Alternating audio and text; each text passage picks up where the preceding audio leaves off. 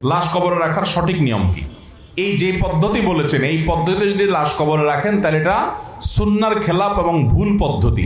অনেক এলাকাতে এটা আছে যে কবরস্থানে কবর খোঁড়ার পর কবরের মধ্যে লাশকে এমনভাবে রেখে দেওয়া হয় যে আকাশের দিকে তার বুক আর পিঠ মাটির নিচে, জাস্ট সোজা স্ট্রেট লাশটা রেখে দেয়।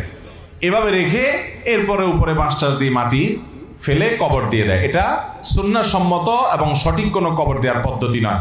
কবর দেওয়া এটা ফরজে কিফায়া এলাকাবাসীর উপর। ভুলভাবে কবর দিলে পুরো এলাকাবাসী এটার জন্য দায়ী থাকবে। তাহলে সুন্নাহ সম্মত পদ্ধতি কি? সুন্নাহ সম্মত পদ্ধতি হলো সিন্দুক কবর, যেটাকে আমরা বলি। সেটা কোনটা? সেটা হলো এমনভাবে কবর খুঁড়বেন যে কবরের পশ্চিম পাশের যে মাটি, এই মাটির নিচে সিন্দুকের মতো করে কেটে সুড়ঙ্গ তৈরি করবেন। এমনভাবে সুড়ঙ্গ তৈরি করবেন যে লাশটা পুরাটুকু ওই সুড়ঙ্গের ভিতরে ঢুকে যায়। এরপরে আপনি বাঁশ দিয়ে কবর দিয়ে ফেলেন।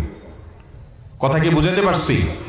এইভাবে আপনি কবর দিবেন এবং আপনার কবর লাশ থাকবে কেবলার দিকে, আপনার কাত করা সুড়ঙ্গের মধ্যে থাকবে সেটা।